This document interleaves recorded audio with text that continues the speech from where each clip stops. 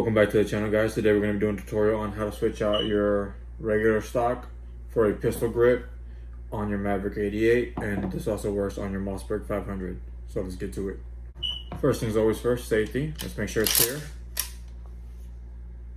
Nothing in the chamber. Clear.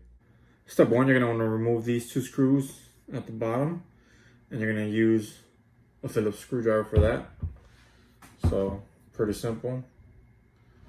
Dig in and start screwing them off. Once you've done that, then the rubber part should come off, and you're going to want to grab a much longer screwdriver like this one, because there is another screw right inside the stock. Let me see if I can get you a closer look. Somewhere in there. All the way down in there. Just about right here. So you're gonna need something that's long enough to get in there. Get on camera for you guys.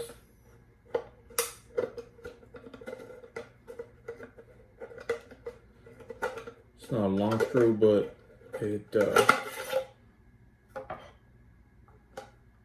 in there. So now your shotgun should look a little something like this. This is where the fun begins. You're gonna go ahead and put your grip right onto your shotgun here. And then you're gonna take your screw and put it in. And get you guys a closer look. So there you go. It's gonna go in to the top, like so. And then you're gonna go ahead and need an Allen key. Once it's nice and tight, you're gonna go ahead and put your ring, and there's some indents in there for it. Give you guys a closer look. So it should fit flush on there. And then you're gonna go ahead and screw your top back on.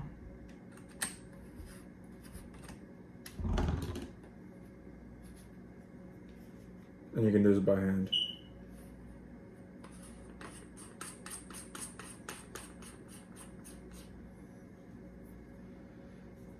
And then the final step, you're gonna see a hole there.